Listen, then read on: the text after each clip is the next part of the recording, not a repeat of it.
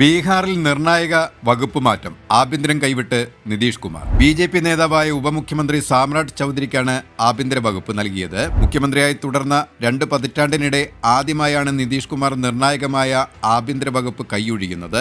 ആഭ്യന്തര വകുപ്പിനെ ചൊല്ലി NDAയ്ക്കുള്ളിൽ നേരത്തെ അഭിപ്രായ ഭിന്നത ഉണ്ടായിരുന്നതായി റിപ്പോർട്ടുണ്ടായിരുന്നു. ആഭ്യന്തരം വിട്ടുകൊടുക്കാൻ JDU തയ്യാറായിരുന്നില്ല. മുഖ്യമന്ത്രിയായി നിതീഷ് കുമാർ സത്യപ്രതിജ്ഞ ചെയ്തതിന് തൊട്ടടുത്ത ദിവസമാണ് വകുപ്പ് ഉപമുഖ്യമന്ത്രിക്ക് നൽകിയത്. ക്രമസമാധാന ചുമതലയ്ക്കൊപ്പം സീമാഞ്ചൽ മേഖലയിലെ കുടിയേറ്റ പ്രശ്നം ഉൾപ്പെടെയുള്ള വിഷയങ്ങളിൽ BJPയുടെ തീരുമാനം നിർണായകമാകും. ബീഹാർ നിയമസഭാ തെരഞ്ഞെടുപ്പിൽ 202 സീറ്റ് നേടിയാണ് NDA സഖ്യം വീണ്ടും അധികാരത്തിലെത്തിയത്. 243 അംഗ നിയമസഭയിൽ ഇന്ത്യ സഖ്യത്തിന് 35 സീറ്റ് മാത്രമാണുള്ളത്.